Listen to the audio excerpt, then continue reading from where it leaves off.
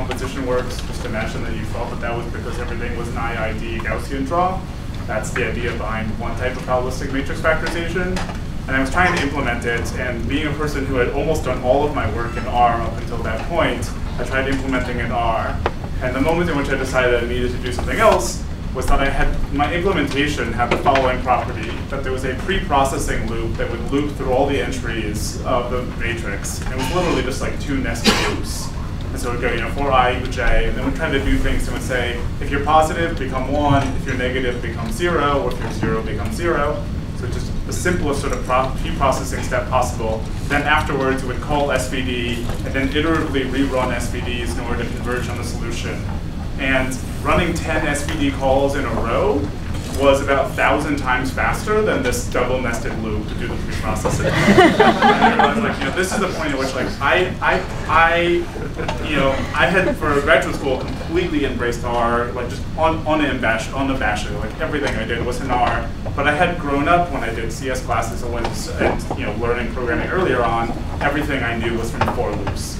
So I really came to Julia and was like, this is awesome, a language that will let me use for loops. And I've been heard several times, the beauty of Julia is a language that people won't tell you you're an idiot when you've been using a for loop for something. So I'm a big believer in it, largely because I tend to do ad hoc model fitting. So I sort of come from a background. Well, one, I come from psychology, which is a community that already is pretty big on ad hoc modeling. And then I come from a psychology background, which is sort of a mix of statistics and machine learning. And so especially the machine learning side tends to just say, let's just invent a new model at any given point and just try fitting that. And so I do a lot of optimization, MCMC, and Julia sort of, as soon as I started trying it, was clear that this was the way to go forward. It was going to be much more successful to implement my models and just get them fast in Julia with simple optimization than it was to try to do anything else. So that's how I got started. And so I signed on pretty early on. I wrote a blog post about Julia that got really popular, I guess April after it was released. So maybe 2, maybe 3 months after Julia was first publicly released. And I basically sort of was starting to use Julia right as people were thinking about how to deal with data. And the talk I'm going to give, which is about the design of data arrays and DataFrames, 2 ways of trying to represent data in Julia. And when I mean data, I mean sort of statistical tabular data. The design for these things was basically being invented by 2 people. It was being invented by Harlan Harris and Tom Short. And in many ways, we've continued to inherit their traditions. So I'm going to talk a little bit, mostly this talk is really in some sense going to be sort of a talk about the road not taken. So other ways we might have tried doing these things, and the design decisions and preferences we wound up sort of embracing along the way. Sometimes I think they're good, sometimes I think that they're probably the best that we have. In general, I think what we're going to stick with, because it's not obvious that we can do better, but I think there's lots of pros and cons of different ways one could have done these things. Sadly, I realized while preparing this which Doug just spent a bunch of time touching on, pool data arrays are going to sort of fall through the cracks in my talk. So it's a type of issue about representation that is actually really interesting, but I'm actually not going to touch on at all. I'm just going to touch on data arrays and data frames, and before that, NA. And so the kind of data that I generally think about, and I even to this day, Facebook work with this kind of data, is tabular data. So data that has lots of rows, and then potentially heterogeneous columns. So it could have a column of strings, it could have a column of numbers, which could be floats, it could have a column of ints. So it's unambiguously not a matrix unless you were going to try using matrix NA, which is not a great strategy in general in my mind. And especially because lots of strong type information, like everything in this column is of one type.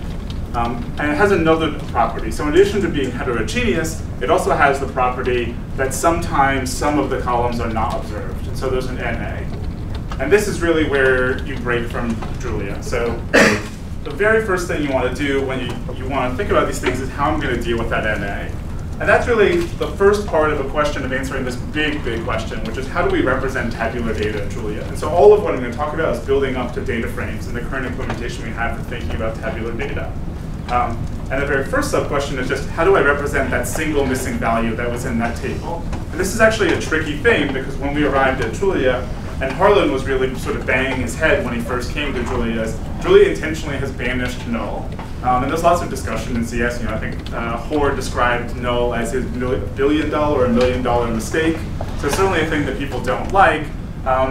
but it's useful, and especially the implementation of it as NA, and I'm going to actually distinguish between these concepts in a second. NA is really just essential in statistics.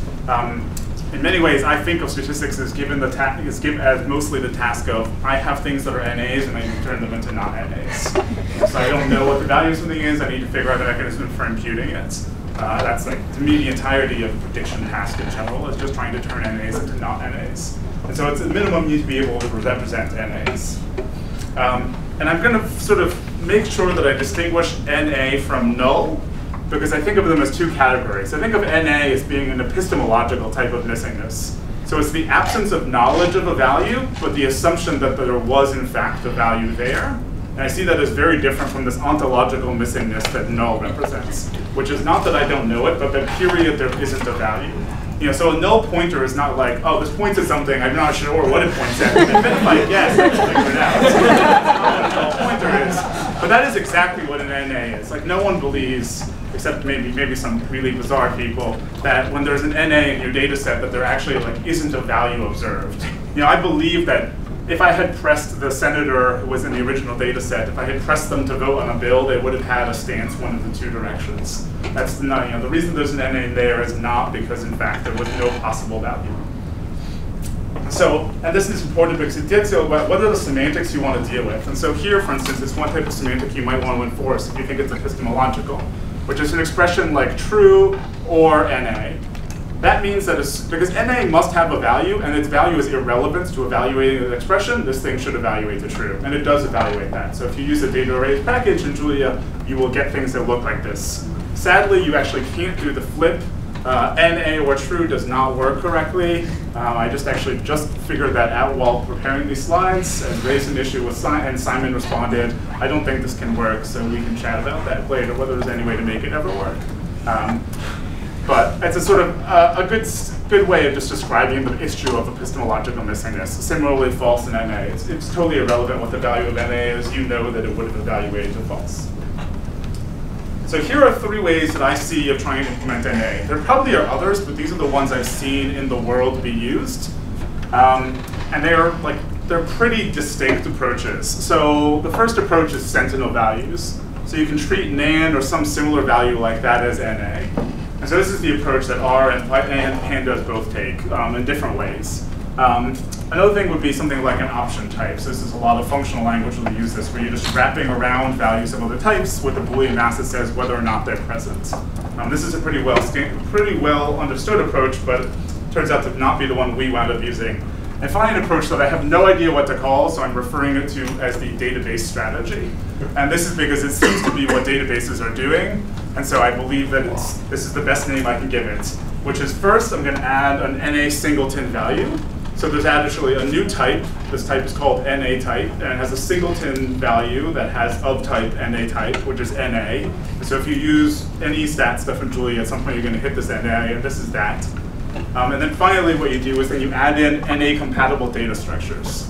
So that rather than wrapping scalars, you end up only wrapping data structures and embracing that. And so a data array is an idea where what you do is talk only about columns that could have NAs, and then the actual specific values are not values that are NA, they're actually a value, which is the value NA. And that seems like a little weird, but I'll press on it later because it deals with, I think, the core problem with the way we've done this, which is a sort of endemic type instability caused by this, which is that almost every time you hit NA, you're actually hitting something that doesn't have the type of what you were hoping to get. In contrast to the options type would not have that. And definitely sentinel values don't. So the sentinel values is an approach that's taken by lots of things. I don't know pandas as well, which is why I decided not to put it on the slide. I know R much better. And especially, Doug actually wrote the code that we have for reading stuff from R. And so this comes from his code, which is the way R has dealt with this is like, say if you have a float64 value, the way you deal with NA is that you just choose one of the many possible bit patterns for NAND, and you just call that NA. So here, to my knowledge, is the bit pattern that is being used by R for that, for float64. And a similar approach is being taken for 32-bit integers, which is the default in R. There aren't 64-bit integers by default, which you just take the type min of int32, and you use that as NA. And then there's some other tricks like this, like for characters, you could use a null pointer, other things like this. And this approach, I think, might seem strange if you're not familiar with it, especially things like the int one may seem strange, but I think there's actually quite a lot to be said for it, even though there's a lot to be said against it. The very first one is the one that I've come to really appreciate the sort of brilliance of doing this strategy is type stability. By ensuring that NA is always a value of the type you're looking at, it means the code that's dealing with NAs never has to worry about types. It always say a float 64, it just might be some special value of float 64. This is not the way we're currently dealing with this in Julia. Another thing which is really beautiful is it imposes literally no indirection. You're just using the exact same float ops, and you don't have to add any memory requirements. The memory requirements in general are quite minor, but being able to use machine ops is nice, especially when the machine ops are like those for NAND. So my understanding, but people please correct me if I'm wrong, is that Pandas always uses NAND for everything. And one of the beauties of that is just all of the hardware implementations of NAND basically do what you would hope they would do for NA. So they just have this annihilating property, which is NAND touches your calculation is going to turn out NAND from that point on. And that's sort of the quintessential thing you would like from NA, is that the uncertainty propagates forward. Can I ask for integers? Does that mean that you have to check every time you add two integers if one of them was that special NA value? You would have to, yeah. So R actually does this because R, and Doug may need to chime in here because we're soon going to get out of my knowledge of R, but R is doing something very similar to what Python is doing when we were talking about overflow earlier, which is it automatically pushing up to a higher type if needed.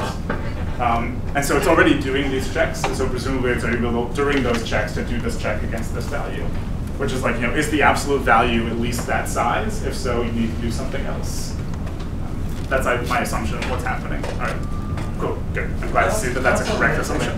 There are some NAND semantics that don't think you do what you want, like 0 times NAND is NAND, it's that kind of thing. So yeah, so like 0. Well, so yeah, but you can work around that with some special casing of things. I'm not totally sure exactly how they're being handled, but I agree there are some weird cases. And in fact, this is the weird case that I find particularly troubling. And so, so the cons. So to me, actually, the most troubling thing about this, and this is why we decided not to go this, is that you need to pick a sensible value for every new type. And so if you've said the only things that can ever go on my data frames are things like float64, int32, or strings, you're fine. And that actually works in systems like R and Python, where people are generally not adding new types, because you don't really need to be able to put those types into data structures. But once people are adding new types a lot, you need to be able to do this. And so, because Julia has a very different approach to these things, this to me will seem like a sort of fatal problem. And thankfully, by the time I started working on this code base, Harlan and Tom had already made that decision, even though I have the impression that Harlan basically forced it on Tom. Tom really wanted to use the Sentinel values. Another thing is sort of potential binary incompatibility. So you might have a system that's generating those values without realizing that they're going to get interpreted in a special way. And very closely related, and thinking about the semantics not being quite what you want. Well, one of the things is that because most compilers are not aware of this distinction that R is making between certain bit patterns of NAND and other bit patterns of NAND, you can get weird things. So like on my Mac, the R binary that I have has a sufficiently high compile optimization flag sets that NA plus NAND is not commutative. This is apparently because it's sort of a clever trick that the compiler is doing about deciding how to interact with NANDs, is to just only look at the left-hand side. So it just uses that bit pattern. So you get sometimes some weird things. And finally, potentially you have a useful value that you're throwing away. Like that int value might be something you actually wanted. Here's like the sort of the simplest possible way you could ever hope of implementing those option types is just you wrap for every type T a value of type T with some Boolean flag about NA. This thing actually is quite elegant, and I, in many ways, sort of wish we had tried pursuing it a little further, but it has both pros and cons. And so the obvious pro is this is just already done. Like, that definition I gave you works for all types T. You're fine. It also has quite well understood behavior because lots of languages like Haskell and Scala and other things have used option types for a long time. So people know how these things work. The con, and I think this is the main reason that we originally wound up choosing the implementation we currently have, and arguably is the reason we should always stick with this implementation, is that the implementation of, say, a matrix of these option types would not be something you could just trivially be passing over to BLAS. Because you wouldn't have, say, I already know that this thing actually has no NAs in it, So I can just treat it like a normal data array, a normal array of any values, and just pass it on to linear algebra so I don't have to deal with clever things. In contrast, if you're going to have things be as arrays of these maybe option maybe types, you're not going to be able to do that. And sadly, I think that is probably why, even though I would love to see people experiment with these option types, and maybe one day we'll wind up embracing them, I suspect that we might not go all the way because of that issue. Well, what about making the option to be array-wise as opposed to element-wise, right? So it's essentially two arrays. One is the array of values, and the other is the array of... So that is what a data array basically is. Yeah. So the trick is, so the data array is that. The trick is whether or not you could make that work with the option type smoothly. And we might be able to. If we could, I think that would actually solve most of our problems, but it's not obvious to me yet how to do that. But yeah, we should chat later, because if you have ideas, I would love to do that. So what we've done is this, which is sort of very similar to that, which is, first, as I mentioned before, we have this new singleton value, NA. It is of a type that is new to the system called NA type, that just directly inherits from any. That's it. It's just sort of totally out of the rest of all the types. And then finally, we add a new thing that looks like an array, and this is sort of your question, except it has this union T NA property. And the way this actually gets implemented is that you have a bit mask.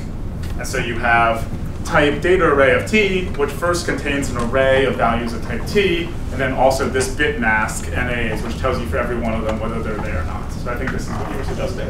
Yeah, so this is the approach we've taken. This is not the actual code. There are some end constraints in the actual code, but this is more or less the idea of how data arrays work. And I think that this is the one we've standardized on, so I think there are reasons to stick with it, but there are definitely problems, and I feel like we've actually really still got a long ways to go to really deal with some of these issues. So the big issue is this is really trivial to be extensible to new types, just like the option. This is why it's better than the sentinel values. The other thing that's great is, like sentinel values, you can just treat all these NA-free data arrays as if they were arrays and just pass them to things like last and LA pack. The main cost, and I think this is a real cost, and we've started hitting it already, and I suspect that as sort of more naive users start to come into the system, people with less programming experience, they're going to hit this more and more and have performance problems, is type instability. And so when you're accessing one of these data arrays, About passing the class, how would the NA get propagated if there is, say it's a floating point array, and one of the bit masks is set, this is an NA, BLAS does a matrix multiplication, that value hits something else that's not NA. Yeah, so but BLAS has done, but doesn't know that. So yeah, so the way we currently do this, and there's actually an interesting debate about this, like Radford Neal, who's done a bunch of work on R, doesn't think that what I'm about to tell you is the right way to do things, but the way we did things is the following, which is you pass the data to something like BLAS or Fourier transforms or whatever, and then you also happen to know something about the operations you would need to do on the bit array to propagate that out. So you know things like for matrix multiplication, if there was an NA anywhere in this row, it poisons everything related to that row. And so you just do that poisoning only on the bit arrays. So BLAS is only working on the data side, and then the bit mask is being fixed in Julia itself. So that's how we do it right now. Yeah, I mean, one can argue that at that point you should not even be bothering at that point. This is an argument that Radford Neal has made, which is that you maybe at that point you should just place everything to be a NAND and then just hope that NAND semantics are sufficient and stop after that. But this is the way we dealt with it. I don't know. I'd love to hear more of Radford Neal's position on this. It's pretty. I mean, I'll forward you on to his blog post. I mean, like many things that he says, I think he's probably right in many ways, but also not totally right. And there are cases that he's just sort of glossing over, which is kind of a feeling about lots of the things he does. And the blog post is also this is just mentioned in passing among many other things. So I don't think it's a big issue. He's really harped upon. Because the bitmask says the value in the data array is at this position is not known, why not do a belt and suspenders and put a NAND in that position? Oh, so I actually think that is often, at least for floating point data, that is the right way to go. So I think, so in general, my personal preference is actually that you should tend to get out of a data array as fast as possible and try to work with normal arrays, and especially if you can, if you're going to use floating points, immediately turn them into NANDs. So I mean, that is definitely my goal. And maybe we should do more of that in the future. No, I mean in the original storage. Yeah, exactly. Yeah, the original, like so if you in the data array, the data component of it, put names there. Yeah, I'm totally on board with doing more of that. It's just a question of sort of when do we want to do that, and how often is it necessary? Because often it's sort of like for things like element-wise sign or something, it's like sort of irrelevant to spend time doing that and because you're going to flip this bit anyway. It's only things I think that are like linear algebra where it actually starts to be useful. But it's a question I would love to debate. There's lots. I mean, the whole reason I've given this talk is because there's lots of things I would be really interested in having a discussion about and sort of having other people's views on. So to me, the real killer is type instability, but there is also another killer, just that we've already surmounted it, so it's sort of less oppressive now, but it was once really oppressive, which was re-implementing so much of array functionality. And so all of the indexing rules had to be re-implemented basically from scratch. And back in the day when the ambiguity warning system was much worse, there was a lot of code that in fact wasn't actually necessary to deal with this. The code is now pretty lean, but at one point there was a lot of data array code. So on the type instability, can't one solve it by defining indexing operations? So for instance, a get index that returns an immutable that's the pair of the values. So even though you're storing them as separate arrays, if you do scalar indexing, you still return the paired object, basically. Yeah. So basically, what one could do, which we haven't done, but I think maybe is the right approach going forward, is that you would basically return an option type for every time you do indexing operations. That I think, I am broadly in approval of that. That's like the strategy to go. I think we just need to think through the details of how we're going to do that. And the other one is how to make that feel familiar to people coming from other camps. The worst one, so here's something that currently is possible, and this is an example of type instability. I think also it deals with some of the issues that we haven't quite figured out if we're going to go forward with this option type, which is, so here's a data array DA. It's being defined by the data macro, and this is a macro we've done so you can write literals for arrays the way you would for a normal array, except that they're NA accepting. And this otherwise wouldn't work correctly. The trouble with this thing is that, what if there's only an NA there? At that point, you actually don't know what type this array should be because there's no information about the types. And so you start to get really bizarre stuff. You could put it into type none, and maybe in fact what we ought to do is just have NA defined to be an option type wrapping a value of none or something, or nothing. I haven't quite figured out, but at some point we need to deal with that, which is what happens when people are wanting to deal with NA as if it was a value rather than the absence of value, and people coming especially from R are going to really want that. So the question, how can we do that in a way that's not slow? Because right now it is really slow. Like, you write this code, and this code is definitely slow. Because Julia sees it and says, well, this might be it. It also might be an A type. I'm just going to not make any specialization at all. And so you can, with a little cleverness, you can make many of these things 100 times faster by removing this type instability. And I think the option type might, if we can get that right, I think it's probably the right solution going forward. It's not yet obvious to me how we're going to do that. But I'm hoping to get suggestions while I'm here. Let's see, how am I doing on time? 15 minutes? Okay, great. All right, so we pursue the database strategy, which is basically have these arrays with bit masks. I'd love to see options with the more experiments with the option type, but I do think that being able to pass things without copies to blast is a big win, which is why I do think the current mirroring approach that we're using is a good one. All right, next. And this is basically the motivation of how you think about decisions you might do for going for DataFrames. And I think coming from R, this actually doesn't seem like a question at all, but now that I deal with more and more people coming from other places, it does seem, which is, do you store your tables as rows or as columns? So if you know anything about sort of database literature, you know that there are basically two ways you could try to build a database. You could try to do it in some sort of column-oriented thing, where what you have is, say, all the values for the column senator, all the values for the column bill, or you could try doing it as basically an array of rows where every row has information about every column. And this, this thing seems sort of ridiculously redundant when you look at it, especially as a dict. But this is, for instance, exactly the format of inputs that you have to give to Vega, a sort of popular visualization library. There are a non-trivial amount of these sort of row-oriented engines. We have done everything in column orientation, but I think it's worth sort of thinking about the cons and losses, the pros and cons of why we did it this way. So columns. The pros are really that it's potentially much, much faster. So if you know things like, I'm only going to want to look at the numeric columns of something that has strings, this can be way, way faster because you know a lot about those columns, whereas you know way less about the others. It's also quite easy to integrate this column-oriented system with Julia's type system, because you get a type for every one of those columns. where if the rows were just sort of this thing that has who knows what in it, so basically like the rows are like a dictionary pointing to any. And so you get nicer specialization, this approach. The real con, and this is like a non-trivial con potentially if you were trying to deal with columns on actually disk, which right now we're not, is that reading the rows would potentially require some pretty substantial non-sequential memory access. And even now in memory that does happen, where you have to be hopping between different arrays to see the value of one row.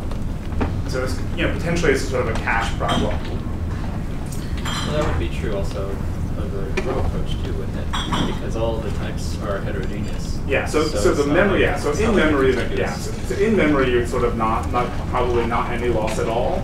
On disk, it might be a sort of non-trivial loss. Because you're like, I have to seek here, and I have to seek here, and there could be some really weird stuff. I see. And because many people, I'm one of them, like thinking about rows rather than thinking about columns, you're going to wind up doing that basically all the time. Yeah, let me keep flying forward because I'll get through whatever I get through, and then I'll stop. So the nice thing about these row things is that they're much more like this format that you would put on disks. So if you're like used to seeing CSV files or things like that, people put rows. That's because I think almost all of us will think about things in terms of rows. Some systems like Vega expect those things. The seek time can be a pretty big loss for these rows. So this is like if you work with huge data sets that might be stored in something like Hive, this is sort of like almost all of the compute time you ever deal with is just seek time, trying to figure out where that row is, which is a real bummer. And then finally, the real problem for some things, like if you have enough columns, is that every time you want to do anything, you have to look at every column for each row. That could be also a serious killer. But that said, we chose the column orientation, and this is basically how DataFrames work. And so I have to describe a little bit of what this is, because first the columns are just a vector of any. And so there's actually very little constraint about what becomes a column. We wind up actually enforcing some invariants that are not being shown here, so that everything is actually an array and has the same length. But in principle, it looks more or less like this. The other last thing is this index. And the index is sort of where much of the magic of the actual living and breathing data frame type we have now is, which is this is basically an ordered dict implementation, which says, if I want to talk about column A, I can figure out which one of those columns it is quickly, because I have a hash telling me that. But if I also want to talk about column 5, I also can do that quickly. I personally, over time, have become less and less fond of doing this numeric indexing into these columns, but it is definitely something that people are used to doing, and we're almost certainly going to keep supporting going forward. So in summary, what we wound up doing is building a column-oriented system. Personally, I really don't find the row-oriented system at all appealing, but it is the case that almost all the time we read in data, it's coming from a row-oriented source, so there's a little weirdness about how you read from disk sometimes. And we've put a lot of work into the reader for reading things like CSV files, but they could be a lot faster. And then let me actually sort of skip over this. So another thing is that we currently represent everything in memory. We could have actually represented data on disk. Arguably, we should be going forward pushing more on things on disk.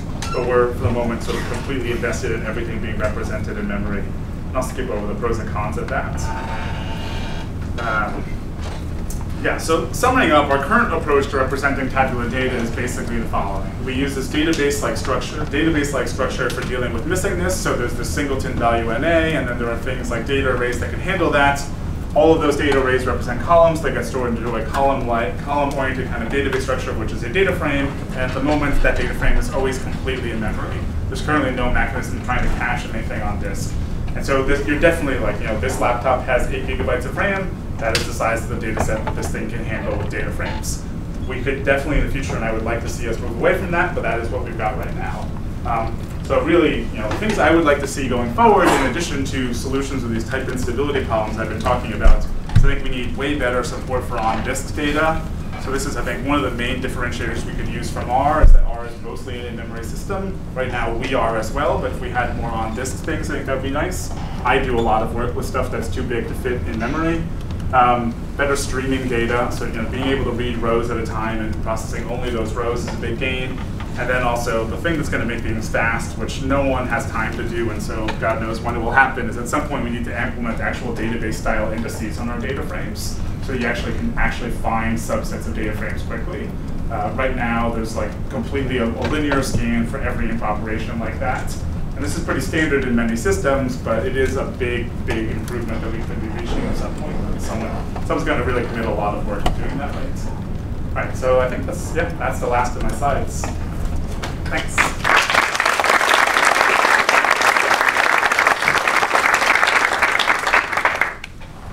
You had a question? Oh, okay, it's over now. Okay, great. For survey research, in addition to the sorts of NA that you're talking about, you need things like don't know, refuse, or it was illegible when I did the data entry. So there's a whole class of values that should not be involved in computing statistics and the real stuff, but can't be discarded because you need to know how many people refuse, because that affects your sample bias and all that kind of stuff. Yeah, so we've had debates about how to do that.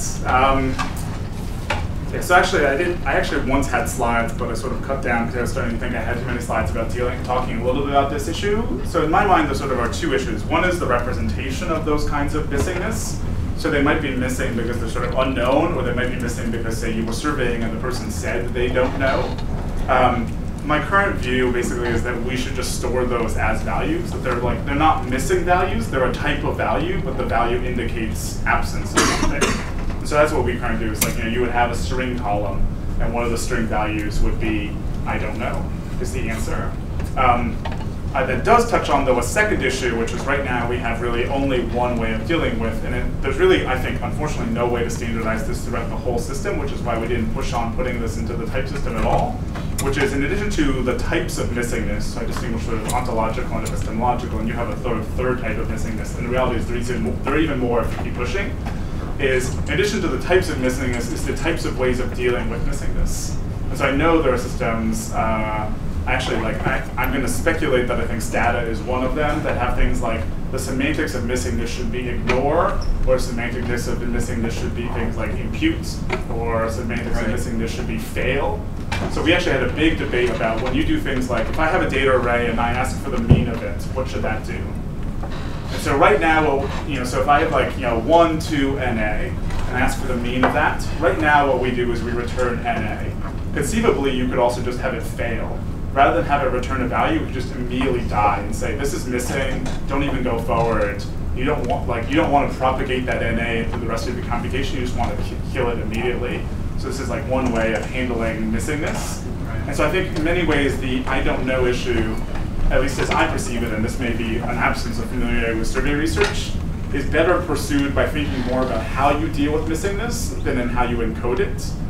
So I think in general it's easier to just say that type of missingness is actually not missing, it's a value, it's just a value that has some sort of special significance, and then it needs to be dealt with in certain ways. And so you do things like summarize, because for instance, you might want to say, these are the counts of these things, and this is the count of people who said I don't know. Whereas you might do things like often, I know the default strategy in GLMs is if I give you a GLM and there are rows with anything missing, the default strategy is just throw those rows out. Right.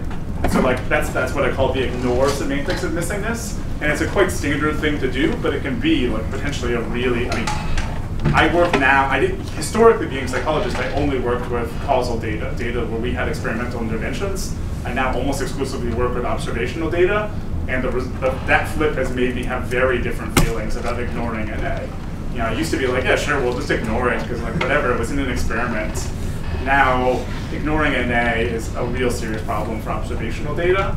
And so I think what we need is sort of a richer taxonomy in the language and in the stats libraries about how to talk about different actions you can take in response to these things. And there is some, there are iterators you already have access to, called fail NA, replace NA. These actually exist already in our current library, which says, give me some data structure. Every time I hit an NA, do this. So it might be things like every time I hit an NA, replace it with 0. Or it might be every time I hit an A, fail. Or it might be every time I hit an NA, skip to the next thing. And I think just extending that and pushing forward is a big issue. But it gets subtle. I think part of the difficulty is we need someone, one guy, Milan, who's been doing a lot of commenting on issues, seems to have more savvy about surveys than I do. So hopefully he'll be helpful there. But I think my level of subtlety with these missing data issues is actually not as high as someone someone might want. And often when I deal with it in an imputation context rather than in some other context. And the problem is, my experience is imputation is like totally ad hoc. Like the imputation you want to do for matrix factorization is this, the imputation you want to do for this is this. There's basically like every function needs its own imputation strategy, and so it's hard to encode that in the type system. I tend to see it as much more a property of the functions in the language. Is that, yeah. Got another one. I think Evan's been waiting, but yeah, let's go back. I'll come back to you. Yeah, I just want to offer sort of a general strategy study. So I dealt with a lot of similar issues in a different context. I guess for the particular problem of needing to interface with class and linear algebra packages while you have all this missing stuff potentially coming up the works, the strategy I ended up using, sort of stumbled upon, was when I was implementing frequency weights in the program. So it's like this row is repeated 2 times, this row is repeated 10 times. If you implement all the math for that, then you realize when you have an A, you can just put a 0 there for the frequency weight, and a lot of the math ends up kind of working out okay. So instead of sort of the Boolean mask, I have sort of an integer mask of the counts that then gets applied to a lot of these data matrix operations, or any kind of, so if you're doing like the mean, it'd be like you have 1, 2, and A, and then it'd be accompanied by 1, 1, 0, and then you multiply everything out, and you get a nice answer without having to kind of do the math yourself, like in Julia rather than in last language trees. So I'm a big fan of that strategy of like this sort of very loose imputation, I'll call it. But I think it sort of touches on Doug's issue earlier of putting names into places. But it's like for operations that have certain properties like means, that totally works. And for other operations like taking a singular value decomposition, it like, definitely does. Like you can't just put zeros into a matrix and take its SVD. But like it is the case that I think almost all statistics actually normal users use. That strategy actually works for basically all of them. I think normal people use standard deviations, means, things like that. And I'm a big fan of just replacing those with zeros and ones in those cases. I think, basically the unit under the operation is being used. It's nice being able to use blast. I agree. Yeah, no, we actually like for at one point had a semantics that was like pretty aggressively just putting zero. Actually, even to this day, I think we might do. No, I changed this now. There was a long period in which most of the numeric types, when you created an empty array, were actually just putting zeros in, with the idea like, oh, we can exploit that later on for making other things fast. Yeah, the nans can really kind of screw you when you're doing like matrix multiplication or something. You get one nan in there. Yeah, exactly. It's a tricky issue though, because it becomes hard. It's kind of hard, like the sentinel thing, where just like it really works for some types, but then like someone says like, well, I want to have a dictionary as like every row should have a dictionary in this column, and then you're like, well, what do I do there? And we used to actually do this exactly like what you're suggesting. We used to have a thing called zero, and it was like when we were adding zero for every type to augment the version of zero in base. And it worked for lots of things, but then like every once in a while someone would be like, oh, it doesn't work on my thing. We're like, all right, now we have to like sit down and invent a zero for that case. And we invented it for enough cases, but like I don't really want to continue trying to invent this anymore. It's great for numbers, and I'm a big fan of it in those cases. But I think it's insufficiently general that I think it's the thing we should commit to in the long run. It's my personal feeling. But it's a really great strategy for some things. You seem to have a comment? All right. I'll go back to you then. Oh, wait, did we have someone else? Oh, no, I thought. Oh, no, I answered on my own head. Okay. Okay, yeah. Yeah, so I'm just thinking, again, in terms of survey research, a lot of data is very messy. And so do you have any plans? It would be nice, the ideal would be you could say something like, this column is supposed to be an integer between 18 and 64. And the data that you pull in from the disk might violate that. And it would be nice to have DSL or something that would allow you to specify precisely what you're expecting and what you should do in case the data fails those constraints. Yeah, so I've thought a lot about this. I think doing it really well is really tricky. So I actually thought about it. I'd actually thought about it in another case, but it would be a strategy I would like using would apply to the data, which is making a little DSL for checking properties of arguments to your functions. So like, often you have the case where like I just always know that I need to say things like my argument is in this like half open interval, or my argument is this. And you can make a nice little DSL that makes those kind of things really easy, and you could also try to extend it to data. I would like to see it. I'd actually like demoed it out for myself and never tried to release Deming one. I think that the question to me is like, do you actually hit enough use cases that people care? I think like you can hit a lot of them and you actually go really far, but it's not clear to me that people adopt systems that get 90% right. Like, because like if it's the right 90%, maybe they do. But I think often you could try doing this in a way that like you yourself as a creator would love, which is like the architect I do actually use already for myself. But like you might find that other people are not really excited. Like no one else is really concerned about whether this thing is on the unit sphere or something. But it's I thought a lot about it. I think there's a lot of really rich ideas about dealing with data cleaning in general. Like one of my favorite things is just like, and I actually have some implemented tools, but it's sort of not clean enough that I would ever want to share with anyone. It's just like, and I do this so often, is you fail to parse a CSV file, and then you proceed to do bisection.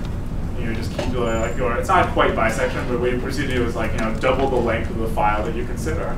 So like you see that you can't parse the whole thing, so you parse one line, you see if that works. Doesn't work, if that works, move 2 lines. So you basically do this sort of binary search, but first like expand large enough to find a failure and then do that. And I think like coming up with nice automated tools for doing that is actually a really like rich place for people to push on. And there was like this was like Google Refine tried pushing on one type of dealing with messy data. I think there's lots of more work to be done there.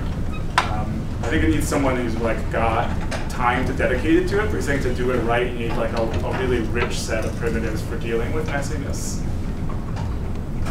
Like, and I think I'm just not the person who's going to have time to like come up with those primitives, but I think if someone does that, it will be like a killer feature for whoever winds up implementing it. It will make such a gain. All right. Thanks, John.